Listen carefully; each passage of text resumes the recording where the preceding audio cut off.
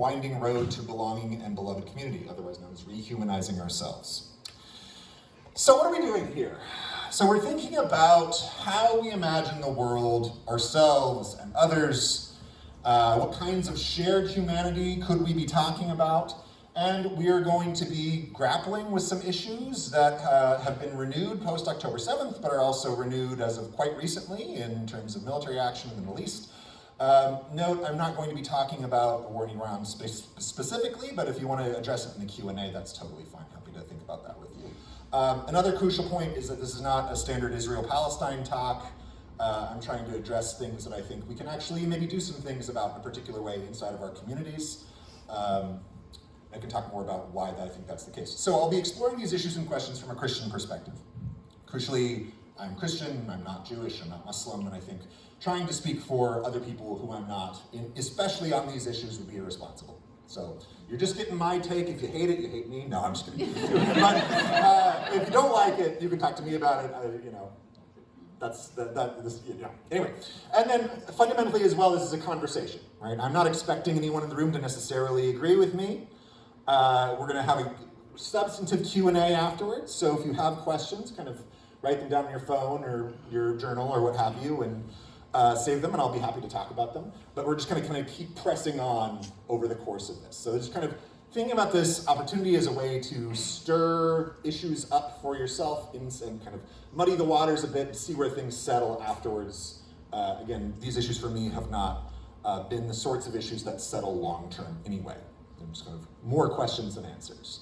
And one minor note, I wear a mask because my spouse is immunocompromised. Y'all are fine, but just this is why this has happened. In case you're wondering, why aren't we seeing his face? This is why.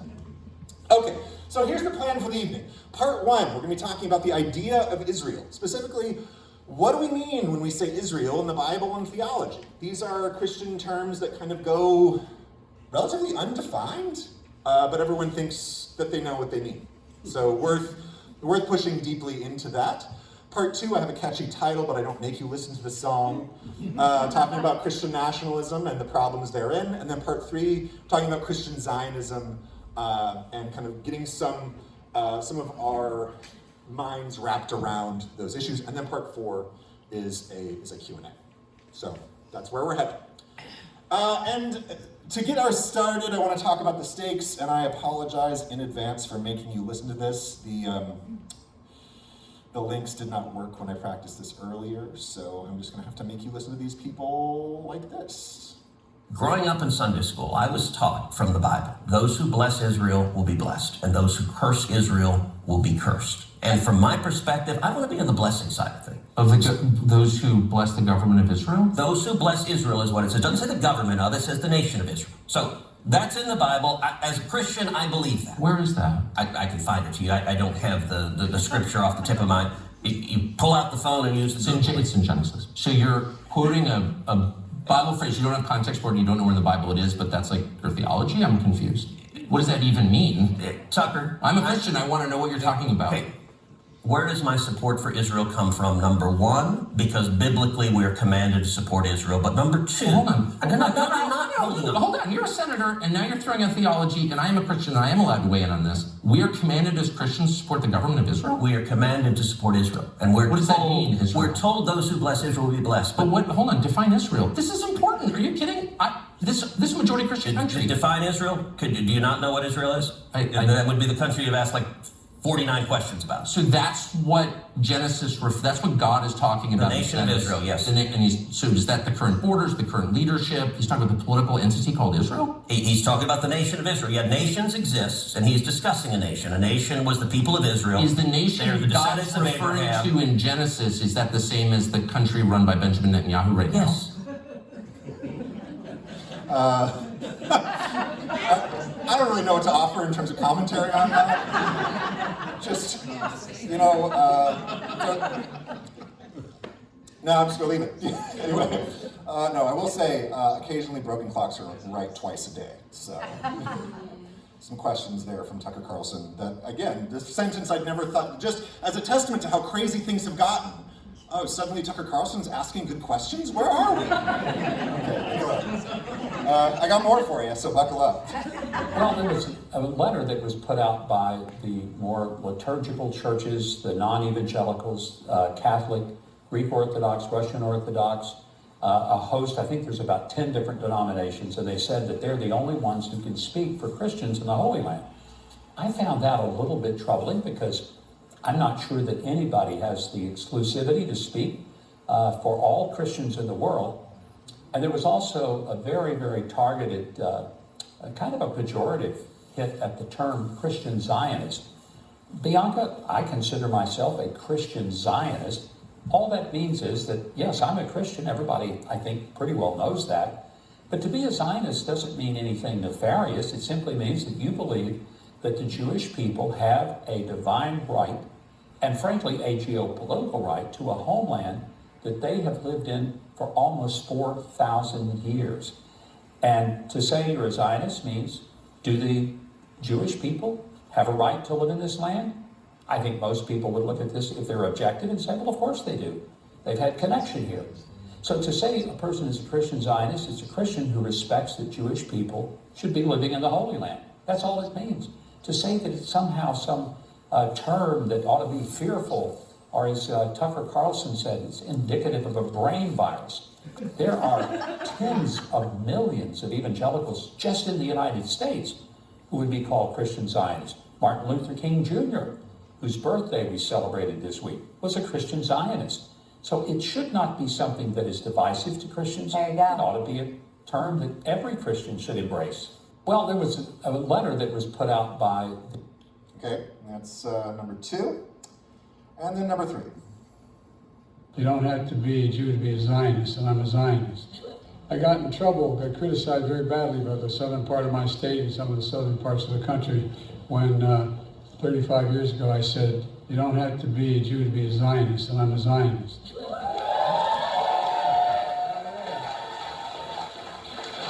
You don't have to be a Jew to be a Zionist. Folks, were there no Israel, there wouldn't be a Jew in the world who was saved. Were there no Israel.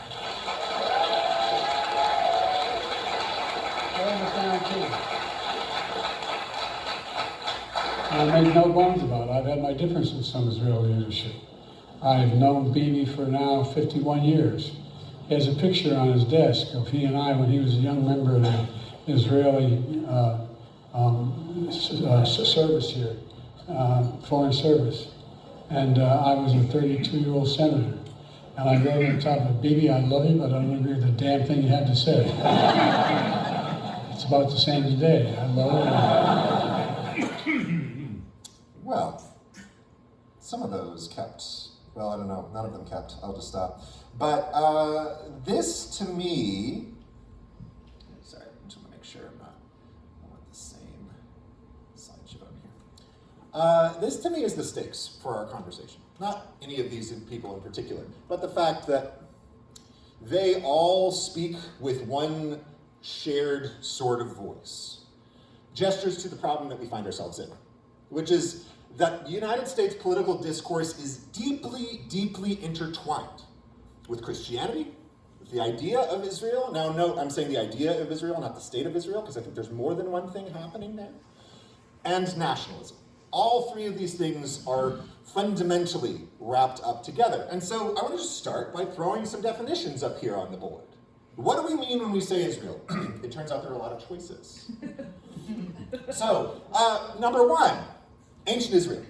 So a term relating to I'm just going to read these, relating to a communal identification of the communities responsible for the production and maintenance of the biblical text. So note that this term doesn't really define itself. Who? In theory, Jewish folks, but also perhaps Israelites. How do we square those two things? Does the idea of this community stretch into the future, or is it lodged in the past? Ancient could mean a lot of things. We would talk about things as ancient in the 7th century CE as much as in the 7th century BCE. So where are you putting that? The center is up here. It's not actually in the definition. It's all inside of our minds. Point 2, very similar. Biblical Israel. Now, I don't really have a way to narrow down what everyone happens to say about this particular term, but I think what they mean is whenever the Bible calls something Israel. That's what we're talking about. Now, of course, that spans many, many different texts. So Israel in Genesis, Israel in Exodus, Israel in Numbers, Israel in Leviticus, Israel in Deuteronomy, Israel in all of the texts that we find the word Israel in is biblical Israel. Now, there's a bit of blending there happening, perhaps somewhat problematically. We'll get more into that in a minute. But just to say that this often for folks, as you saw in the Tucker Carlson interview with Ted Cruz, suggests a one-to-one relationship between the Bible and history that is also in some ways kind of projected into the future. Yet another one. We've got the Kingdom of Israel. This is the northern Kingdom of Israel as compared to Judah, a monarchy that's starting in roughly the 10th century and ending in the early 8th century until the Assyrians sacked the city of Samaria. So here's another Israel. Not usually the one people are talking about, but just kind of throw it into the mix, confuse things a little bit more. Now, even this as well, Israel, undefined. People can mean ancient Jewish communities. That's often what you actually happen to find when in synagogues and Jewish communities today, when people are talking about Israel and orienting towards the past, this is what they mean. Then, as we move forward to the present, here are some other ones. Israel, contemporary Jewish communities. Not an unusual thing for Jews to say today. And then, of course, we have the State of Israel, which starts in 1948. A crucial point here is that Jewish communities arguably started in, if you want to say like post-586, post-Babylonian exile. I think it makes sense at that point to start talking about Jews as opposed to Israelites. So that would put roughly 2,500-ish years of Jewish histories prior to 1948. So if you're going to do some essentialization, you have to answer the question, what are you going to do with those 2,500 years? Anyway, but this is yet again, another Israel. And then one of the more standard Christian ones, New Israel, which is talking about a kind of supersessionist view of the word Israel, which is to say the church has replaced Jews. So Gentile Christians are now the chosen people. And sorry, Jews, in this case, of course, this is not my perspective, to be clear, but in this perspective, Jewish folks and Jewish communities are kicked to the curb, in both theologically and often literally. This is grounds for a lot of anti-Semitic hate crimes taking place through this ideology. And then, of course, we have Greater Israel, which is a contemporary vision of what constitutes the State of Israel, framed by right-wing Jewish religious Zionists in the State of Israel. And this is the maximal boundaries of the Promised Land as kind of amalgamated by biblical text. So this is Itamar Ben-Gvir, Bezalel Smotrich, Bibi Netanyahu would be fine with this, but this is the right-wing settler movement in the State of Israel. This is their vision of what the state should be. Now that was 8 different possibilities. So if you came in expecting he's going to tell me just about one Israel and we'll be done, we're going to talk about the state or any of those other ones, no, we have to name them all. And I think what this suggests to me anyway is that we're in a land of bias and mutually exclusive positions. Like if you go back, this does not fit with that. You can't. Greater Israel is not the same as New Israel. The Christian supersessionists, so you might be able to square it in some, but on paper, these are mutually exclusive. And so I think it's worth for us taking a look at the beginning of where people are kind of making these sorts of arguments. Where do we start our conversations about Israel, and then walk that forward a bit into other issues. Now, what I want to get at, and the reason I'm doing this, is whenever we're talking about the past, we are actually making an argument about the present. Because we're always talking about the past and where we happen to be, even more so when we're talking about an origin story. If you can think about family traditions and where they started and who started it, and then you start to challenge those, I can't think of a good example off the top of my head, but I'm sure you all have one in mind. What was the moment where you decided to have that thing at dinner on significant holiday? And if you don't have that thing, what happens? You all have that, it's all up there. So I think we're talking about these past tense, these arguments oriented towards the past that define where we happen to be, all the more so with origin stories. The Bible and ancient Israel are playing that way for people, as we saw with Ted Cruz. So, where does Israel begin?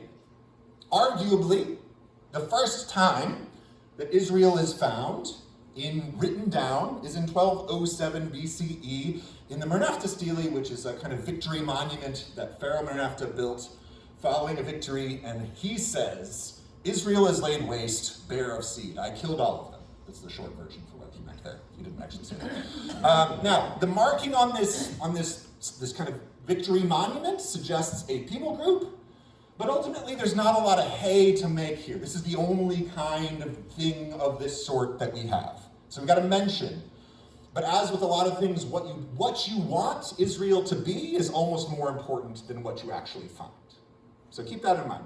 The kind of inclinations we have towards what the word Israel is doing for us ends up having a lot more weight than the actual data in most cases. So, when people are talking about the origins of Israel in the Bible, this is the next pivot, right? This is the oldest thing we have. It doesn't tell us very much.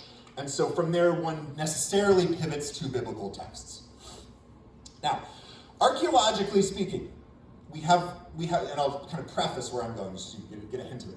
We have no archaeological evidence that corresponds anything in the Hebrew Bible from Genesis until 2 Kings. King Hezekiah, which is to say in the book of 2 Kings, is the moment where we have stuff to talk about that we can actually corroborate from ancient sources. So that's quite a lot of not there.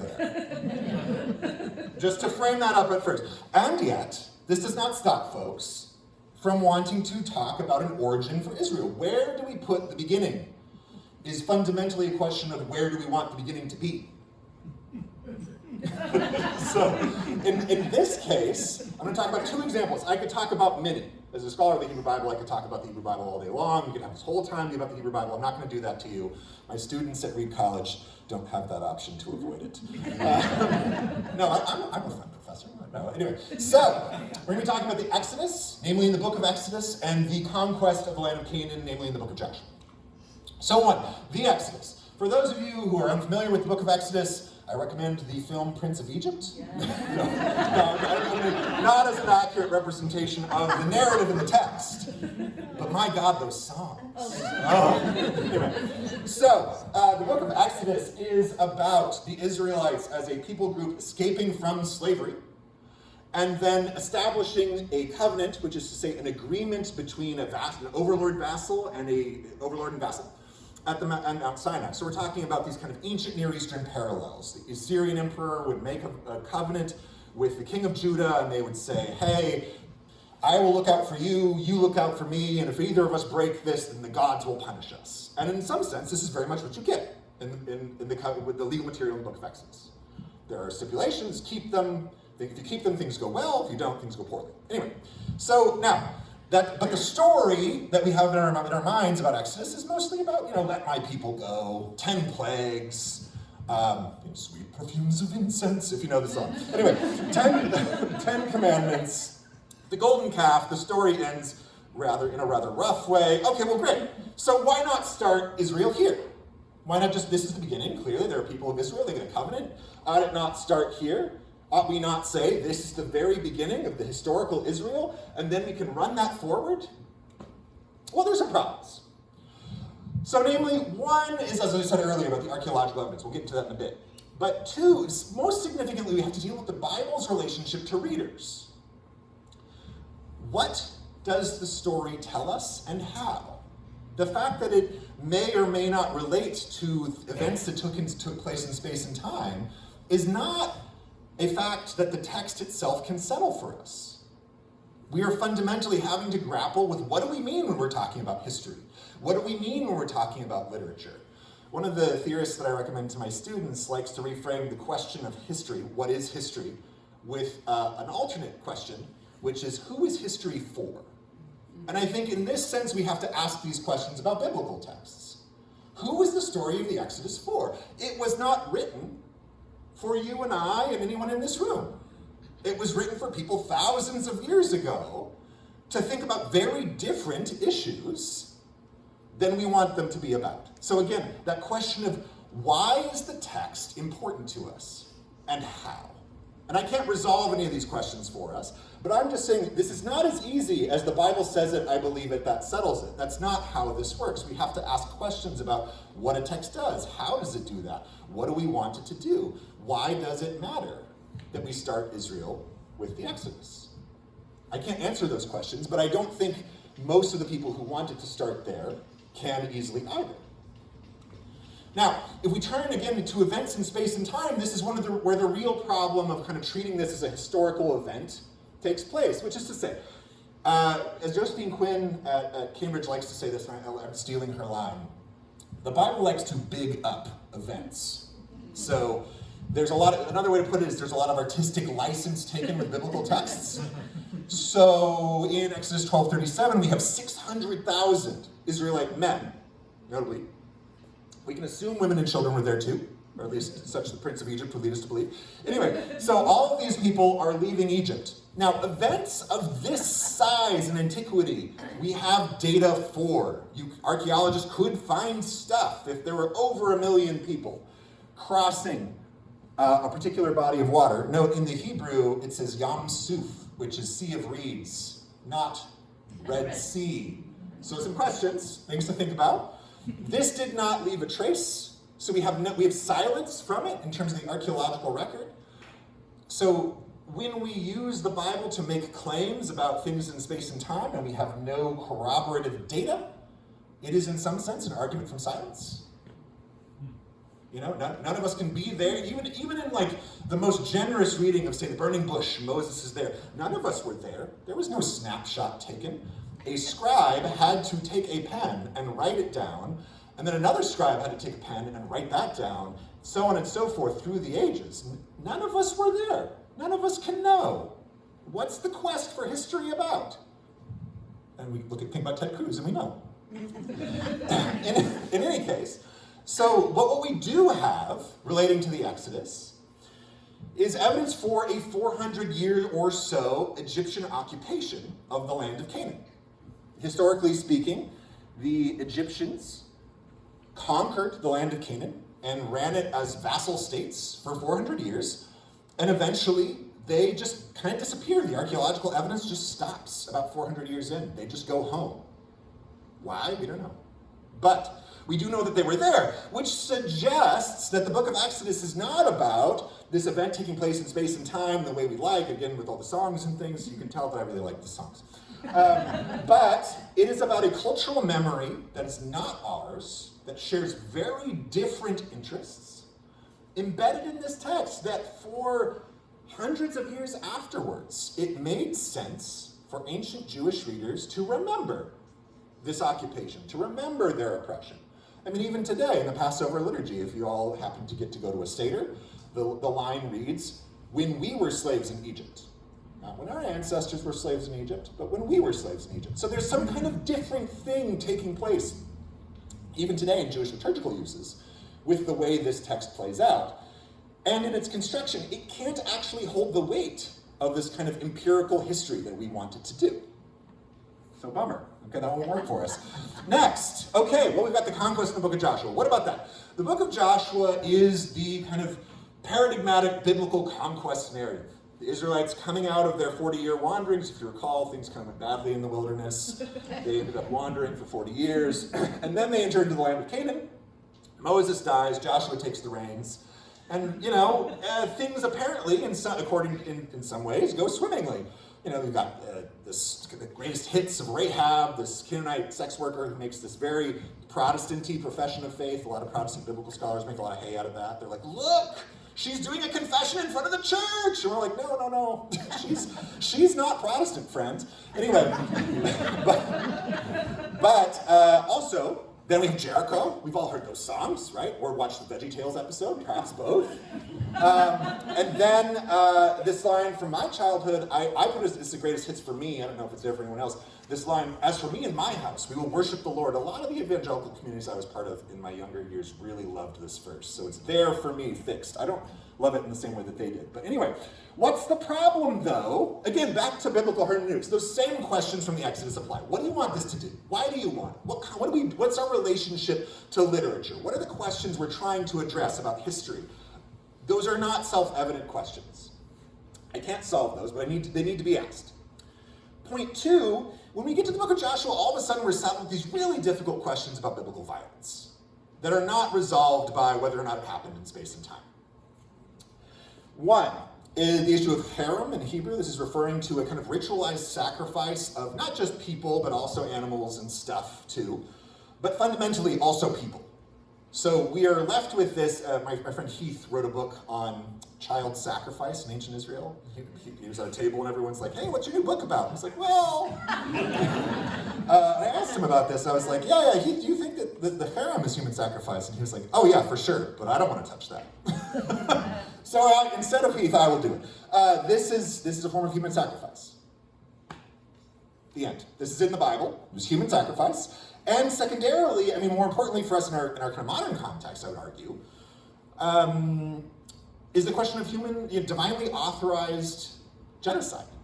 The book of Joshua is saying that the Israelites are to ritually slaughter at least 7 different people groups, from children to adults, without any sort of problem from the deity. This is actually what the deity would like them to do. God is telling them to kill all of these people. So this is a problem that we just have. I think especially for modern readers, there isn't really, in my mind, a way to square this with practices that we can affirm. Now, I may be alone in this, and geopolitically, but I still think it's questionable. Now, at a literary level here, we have the problem of the success, or lack thereof, of the conquest. Now, if you go back to Deuteronomy 7, the Israelites are commanded to not make covenants with the people who they're about to brutally murder. They're not supposed to make covenants, they're not supposed to marry them. It's interesting you need to say that, shouldn't they be dead? Anyway, but in Joshua 2, Joshua sends these spies out by secret. They go straight to Jericho, and the first thing they do is go to a brothel. And while they are there, they make a covenant with a Canaanite sex worker. Immediately, this is the first activity of Israelites in the Promised Land, is making a covenant with somebody they're supposed to kill. And then Joshua, later in Joshua 6, doubles down on this. From Deuteronomy 7's perspective, if you break the covenant, the game is up, friends. You don't get to keep the land, you blew it. And so I think a better way to read the book of Joshua, in a certain sense, in terms of like its themes, is with an eye towards, this is a foreshadowing of the failure of the Israelite project. It's not about a victorious conquest. Now, you've got to read all of it to be able to make these sorts of arguments. Now, this is Joshua 2, Joshua 9, Joshua 7 are all kind of highlighting these things. But if you want just the victorious parts, we all have highlighters. Anyway, so then there's another further issue with Joshua, which is one of literary continuity. So if you go to, there's a lot of these, but if you go to Joshua 11, we read, so Joshua took the whole land according to all that the Lord had spoken to Moses, and Joshua gave it as an inheritance to Israel according to their tribal allotments, and the land had rest from war. Game over, he did it. Land's conquered, right?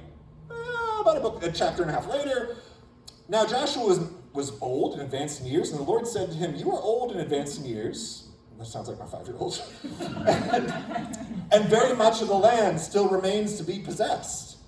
What happened to chapter and a half earlier, where everything was done? So all of a sudden we are literally halfway through the book of Joshua, and the conquest is starting again from scratch in some significant way. It's not over, but it was over. So there's some questions there. If we want to talk about Israel, we want to ground this in Israel. Which half of the book of Joshua do you like for Israel? I mean, I can guess, but it's not the whole of the book of Joshua. Then, again, the archaeology does not match up.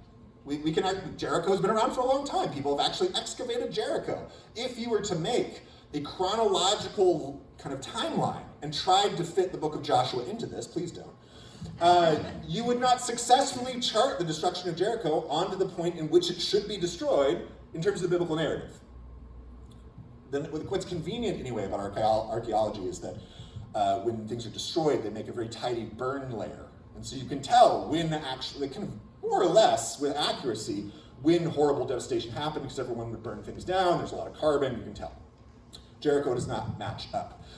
What does this all suggest about Joshua? I would argue that this is a product of a post-exilic Israelite/Jewish imaginary. People got deported from Jerusalem to Babylon, and while there, and upon some of their returns, they thought, what would it have been like if we were Assyria? If we were Rome, but not really quite Rome, but we were Babylon, if we were a rampaging empire, what would it have been like? And you can kind of see this level of catharsis there.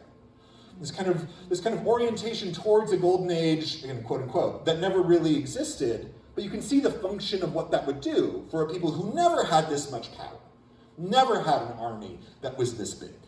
It was doing all sorts of things that, again, very different questions.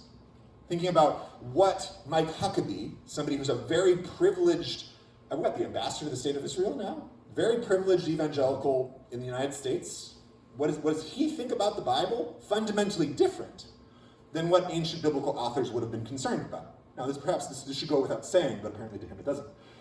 So then the last bit about the book of Joshua is that for the last, 1,000 years, certainly since the 12th century is the earliest I've found, I'm sure it goes back further, Christians have used Joshua to brutally murder people.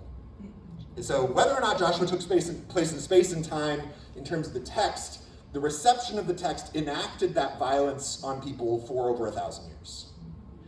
So I think when Joshua is invoked as the starting point for Israel, that is even more than Exodus should trigger alarm bells in the back of our mind. There has never been in modernity a good use of the book of Joshua by people with a lot of power and weapons. There's almost never. If you find one, email me. I'd love to know about it. So, what does this all suggest about what do we do with the Bible and the idea of Israel in it? On the one hand, that Israel is in the eye of the beholder, right? What we want Israel to be and do frames our own priorities. Nothing really about the text themselves. Two, that there is not one historical reality to which we are talking about. We're talking about a very multifarious historical circumstance. Events taking place in space and time, events perceived to be taking place in space and time, stories of failure, stories of success, some mapping onto certain things, others not. And then, of course, Israel is different throughout these communities. In Exodus, you still have a Moses, you have a covenant at Sinai. In Joshua, the covenant is framed in terms of Deuteronomy. Exodus is not there for the author of Joshua in the same way. So the idea of Israel is what, theorist whose name I've forgotten, talks about as a floating signifier. I'll remember it later and then tell you at the end of the talk. Which is to say that the term itself can be redeployed and deployed variously. It doesn't have a fixed content. It can be Israel, in terms of biblical narratives, can refer to different historical circumstances, different people, different places.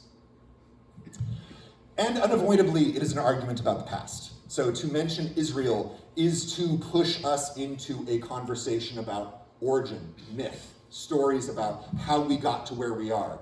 And as I said before, this is about largely I have a clicker in my pocket. What we want it to be about. It's so convenient. I wonder why I brought it.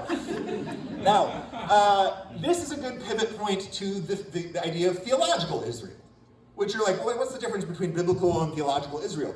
Largely, it has to do with who's conceptualizing these things. Biblical text will say the word Israel, the kind of abstract category you make out of that and deploy in a theological system is something else. So we can say Israel in Exodus, and then if you talk about it, kind of zoom out Israel, that's something you're doing.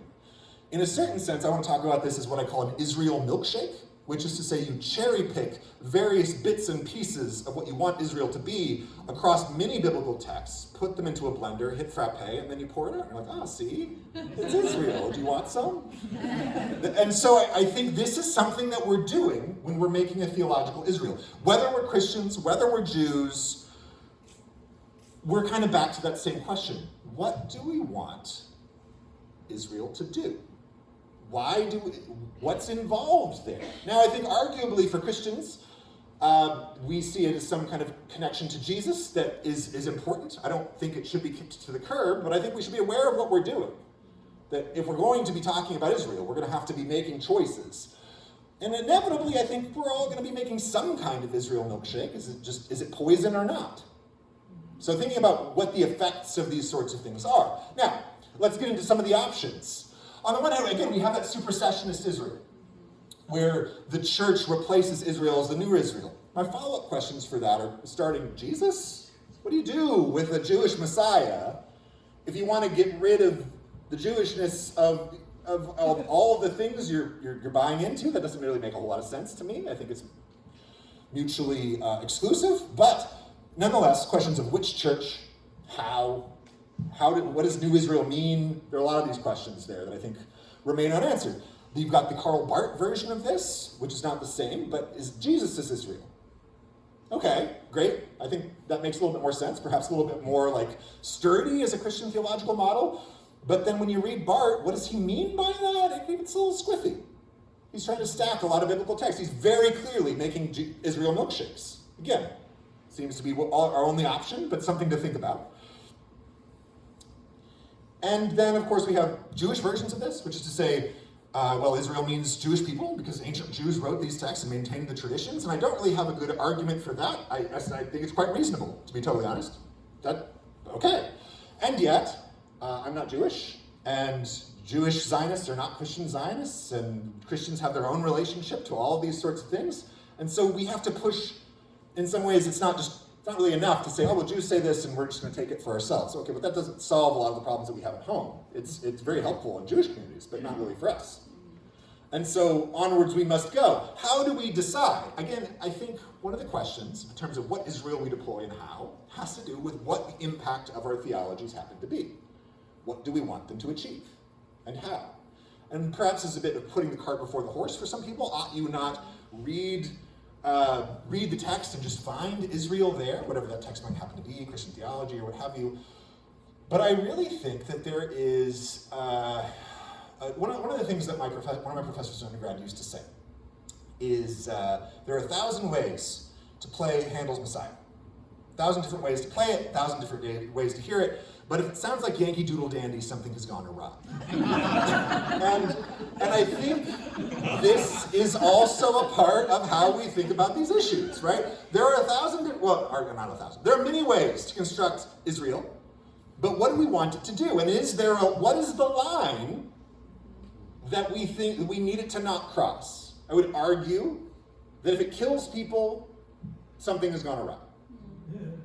Very basic, right? This is St. Augustine, if your read of the gospel helps you to love God better and love other people better, you're doing it right. And if it doesn't, you're doing it wrong. Anyway, so then, point 2, I think the other thing we need to think about in terms of our Israels as Christians is Jesus is Jewish. It's not going anywhere. That did not serve the 20th century well, or the 19th century, or the 18th century, the 17th century, to pretend that was not a thing. We have to take this seriously. If your Israel involves taking the Jewishness out of Jesus, I'm going to refer you back to the St. Augustine bit I just said. It kills people, we know. Just stop. 3, we shouldn't speak for Jews. We can't talk to Jews about who they are, what they should be, how they should live. That's not our business. Yet again, the 20th century is another really good example of why that's not helpful. In the post-Holocaust world, Christians need to get your ducks in a row on these points. Don't need to be telling Jews who they are, how they should think, where they should live. Seems pretty straightforward. Now, building off these points, crucially for us tonight, should Israel, biblical or theological, relate to a nation? It's an interesting question.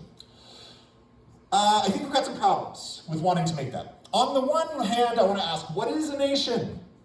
Now, in the Bible, the word for nation is the word for goy. It's the word goy. And goyim is a group of nations, people groups. Now, the way this gets translated in biblical translation sorts of processes is really irresponsible. Because when we all read nation, we're thinking of the United States. We're thinking of Germany. We're thinking of France. We're thinking of, South Africa. We're thinking of Costa Rica. We're thinking of all these places with flags and boundaries and these sorts of things. This is not what biblical authors were thinking about. It was inherently not. These things did not exist. There were territorial boundaries, but they were not to the extent, say, of building a wall into the Pacific Ocean between Tijuana and San Diego. It's very different sorts of ways of conceptualizing belonging. And largely when you read the word nation in your Bible, it is in reference to what we would talk about today as a people group. Something with somewhat fuzzy boundaries. Something that's, yes, it has territorialness to it, but we're not talking about armies and flags and national anthems and these sorts of things. Very different world. This is because the 19th century had not happened yet, where the development of these sorts of nationalisms took place. Europeans and Americans kind of leaned into the idea of a nation at this point, and we live in the kind of echoes of that even now. So, for instance, Italy and Germany became states, like in the way we think of them today, in loosely the same date, in 1871. It's quite late. And, the idea of the nation in these terms had kind of a laundry list of things. Again, armies and flags and borders, and often were based on a kind of in-group, out-group. So if you think about it today, the French, but not Algerians. Or in our case, Americans. So for instance, the example is, I love Ted Lasso, and it's a great show. And I was watching Jason Sudeikis on SNL, Saturday Night Live, give a kind of opening monologue. And he said, I managed to do two things that Americans don't like. I was in England, and I was doing a show about football, about soccer. And the crowd was like, yeah, we hate football. And England is silly. But the thing is that when I heard that, I was like, well, Jason, but which Americans? I'm Latino. We love soccer. Are you kidding? So which Americans? And I think this is some of the question. There is, even for Jason Sudeikis, who I admire greatly as a comedian and writer, a kind of internalized ethnic / racialized boundary of what constitutes the belonging here. And this is, again, another example from France. Why are they passing so many laws around the way that Muslim women are supposed to dress? Gets me to my next point. That in the West, again, this idea of the West is coming out of the 19th century as well. To be a nation is to be a Christian nation. They're synonymous. There is no non-Christian nation. Now, people might not talk about it in that way. You might have discourses around progress or civilization and all these sorts of things. But when you poke it, it's about Christianity. Now, all these things suggest, to me anyway, that following Rogers Brubaker, who's a theorist I really like, nationalism is a way of seeing the world.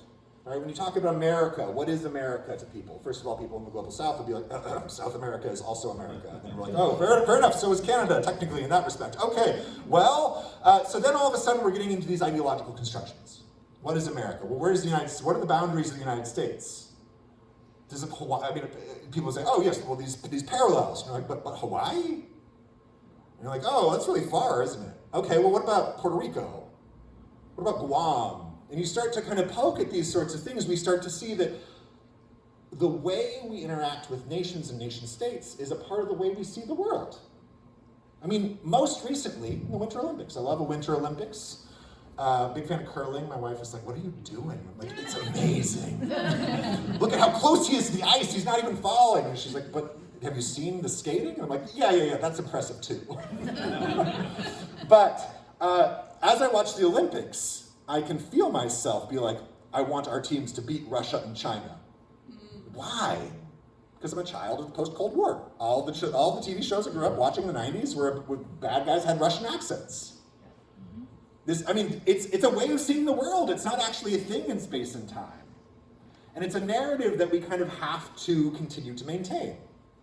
Now, is an idea of a nation theologically tenable for Christians? So first of all, not in the Bible. And the question we need to be asking ourselves is there a positive contribution that nations can or should make? Is Christian nationalism of any sort something we should want? You may tell from the tone of this talk so far what I think, but I will continue. I forgot it again. Okay, so this is my definition of Christian nationalism. I'm going to read it to you. The idea that a modern nation state can and should be Christian in terms of its hierarchy, politics, and legal structures, Now, in this model, Christians themselves are the ones with the ideal right to wield political, military, religious, and social power all at once. As a subset of that, and arguably for what most Christian nationalists, people who like the term, are today, we need to talk about white Christian nationalism at the same time, which is the idea that Christianity, in all those political and military, political, so on and so forth terms, is understood to be an inherently white project. Now, I'll talk about whiteness in a minute. I don't want it to be reduced to skin color. Keep that in mind. It is an aspect of it, certainly not all of it. Now, Christian life, in terms of white Christian nationalism, is understood to be white Christian life. Now, both of these things, I would argue, are problematic, to put it super duper diplomatically. I would argue, in fact, that Christian nationalism is a heresy of the ancient church. Now, we'll talk about this in a minute. Heresy meaning some kind of theological perspective that is fundamentally out of bounds.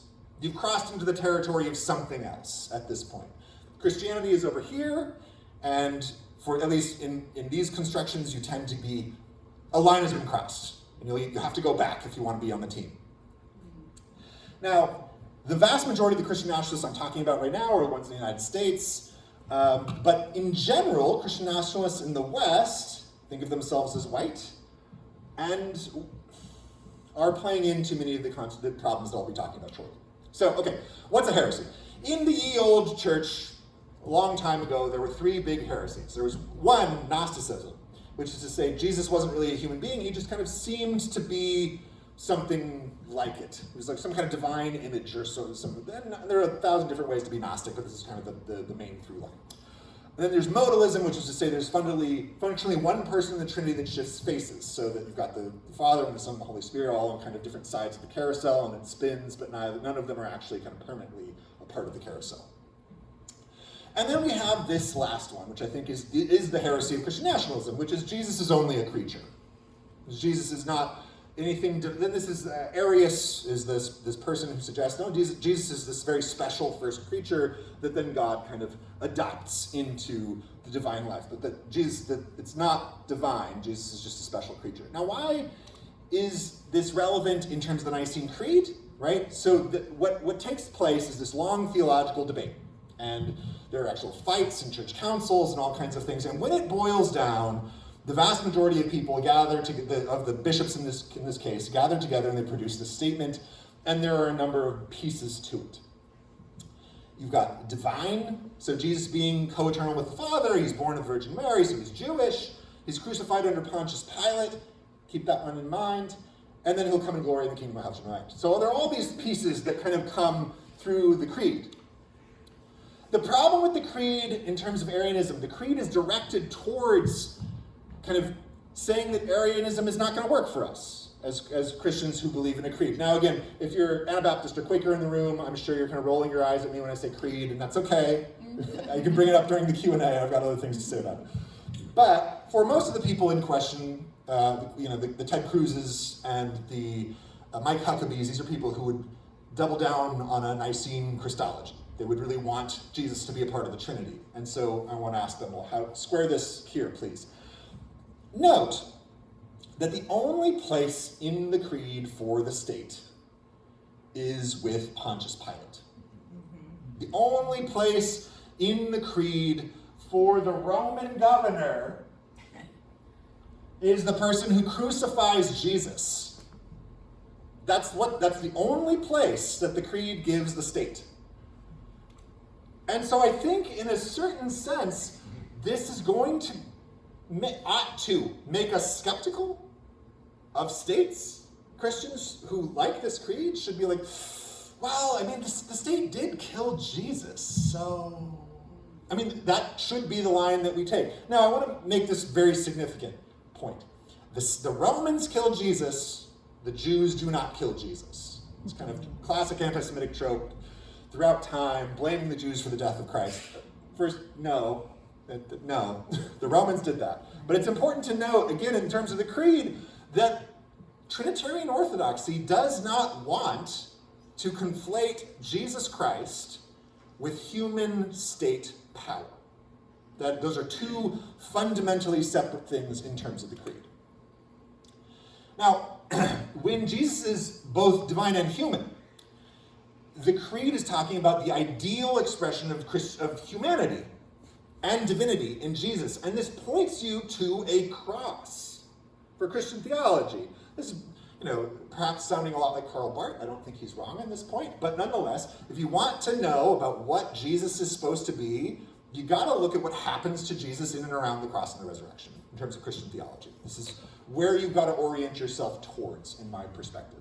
And to do this, you have to embrace the reality that he is murdered by the state. And that those wounds, in terms of like the book of John, when Jesus comes back and Thomas is like, is it you? And he's like, put your hand in my side. I don't know, I think I'd be like, oh, I believe you. Okay.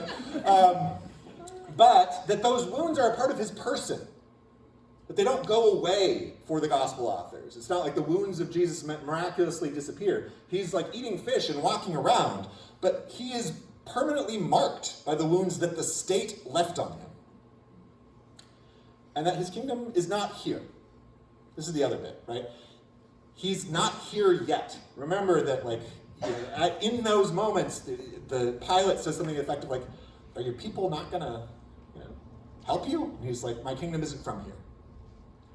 As he's about to be crucified, right, does not involve himself in any sort of political power that we would recognize.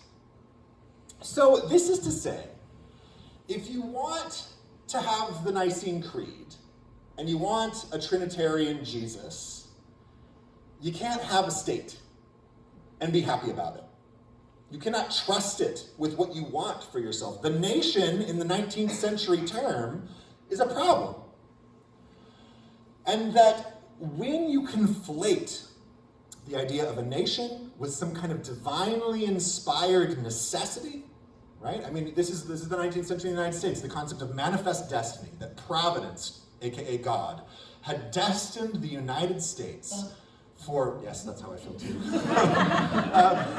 had destined the United States for victory at the expense of countless human lives, the natural world, all of these. There are functionally no buffalo anymore. I mean, there are some, but Google what happened to the buffalo, and you'll find what I'm talking about.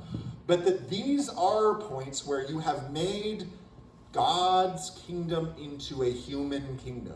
You have committed a theological heresy from the ancient church, which is quite impressive floor routine for bad choices. But still, this is something that you can't have both of. It cannot be, I'm gonna read this because I think it's good. Oh, come on, guys, Jesus and his kingdom are just creaturely stuff. We can make it happen, and God's just gonna just like God made him happen, God's gonna high five us for this. This isn't the logic of Christian theology. This is something else. You've crossed another line. You're in another team. And I'm sure people will be offended, but I'm sorry, I don't really know another way to square it. So then, okay, so that's just Christian nationalism without the whiteness bit. What's going on with whiteness? Well, I want to frame whiteness as a kind of proximity to imperial power. I'm going to read my own definition. A socialized ideological ascription/identity founded on the concept of a hierarchical spectrum in the created order that justifies the distribution and centralization of resources. So you've got white at the top of the hierarchy, black at the bottom, and social and resources, whether ideological or actually stuff, are structured from the top to the bottom. So people at the bottom get the least, people at the top get the most, and that significantly these are Christian theological concepts mapped onto humanity. If you want more on this, read Willie Jennings' book, The Christian Imagination. He makes very good points. Specifically, that whiteness is oriented towards the true, the good, and the beautiful in some way, shape, or form. Not necessarily that it is these things, but it's making an argument about it. By contrast, black has to do with the opposite of these sorts of things. But note that in my slide and in general, these are salvific categories. The sort of nation states that we get in the 19th century are not just talking about Christianity in terms of saved and not saved. It also corresponds to art and language and economics and policy, music, all of these sorts of things, food. All of these things get folded into whiteness. So it is not about this, though that plays a part in it. It's about an ideological construction that has decided that certain things approximate the divine better than other things, And that's the person who knows the most about that is the European Euro-American male self, who can look out at the world and say, ah yes, from here, I can tell all things are white and or not on a scale that fits in my head and maps over everything. So, when I say white, I'm talking about things that are fundamentally associated with Europe and European things and concepts and origins. Now, in this sense, it is a doubling down. White Christian nationalism is a doubling down on Arianism. Not only has the nation stood in some way for God, you have reduced Christ's kingdom to your nation and have claimed that divinity and that participation for yourself and for your community. Not only that, you've made it so personally specific to the people with the most power. Quote, and I wrote this just to kind of capture the idea. Jesus is not only a creature like us, but the creatures who know him best are the ones with the most power in modernity. That is a particular sort of heretical argument. That is a particular sort of Arian argument, where you have made Jesus into your own image. This is a fundamental problem with white Christian nationalism and Christian nationalism writ large. I think these are very solid questions for all Christian nationalists, whether they happen to be white or happen to not be. So the thing to keep in mind is there is no racialized hierarchy in the gospel, A. B, there's no racialized hierarchy in the Nicene Creed. Note that Jesus is brown, and St. Athanasius, who argued so vociferously for the creed, was from Egypt. These are not white people by our standards in any way, shape, or form, but nonetheless, this gestures to the ways in which Christian nationalism is inherently flawed and points us in theological directions and makes a certain argument about Israel that is of no use to us if we want to live in a world where our neighbors are just as important as we are. So, I will remind you that the social location of Jesus necessarily requires a sort of proximity to powerlessness and oppressedness. So, as I write here, Jesus was a marginalized Jew, described as taking on the form of a slave in Philippians, and living in a society marked by military occupation, murdered with the full legal authority of the state. This is why James Cone, father of Black liberation theology, talks about Jesus as being black. It is, it's not, I don't want to say one-to-one because I want to acknowledge everyone's context, but this makes much more sense than the kind of associating Jesus with the empire that killed him. Okay, so takeaways, Christian nationalism. It's a heresy. You're going to conflate God's kingdom with sinful visions of grandeur, so the state and whiteness. And Christians who worship a crucified Messiah should not want power. You should not want it.